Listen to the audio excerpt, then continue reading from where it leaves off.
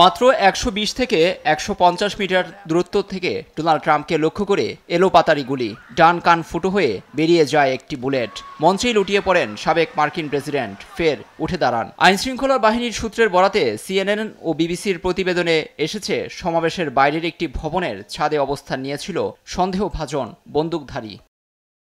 এরই মধ্যে হামলাকারীর পরিচয় প্রকাশ করেছে মার্কিন গোয়েন্দা সংস্থা। ২০ বছর বয়সী বন্দুকধারী তরুণের নাম ম্যাথিউ ক্রুকস। এফবিআইয়ের তদন্তে এসেছে সে পেনসিলভানিয়ার বেথাল পার্কের বাসিন্দা। বেথাল পার্ক হাই স্কুলে ২০২২ সালে শেষ করেন পড়াশোনা। সিক্রেট সার্ভিসের পাল্টা গুলিতে প্রাণ হারান ওই যুবক। যেখান থেকে ট্রাম্পকে গুলি করা হয়েছিল ওই স্থান থেকে AR-15 স্বয়ংক্রিয় রাইফেল উদ্ধার করা হয়েছে। কী কারণে এ ঘটনা ঘটেছে তা এখনও অজানা। একাধিক সূত্রে নিহত ম্যাথিউ ক্রুকস ট্রাম্পের দল রিপাবলিকান পার্টির নিবন্ধিত সদস্য।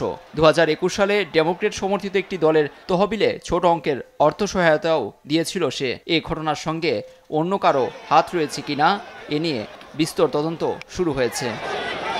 লুৎফর কবির, নিউজ ডেস্ক, দেশ টিভি।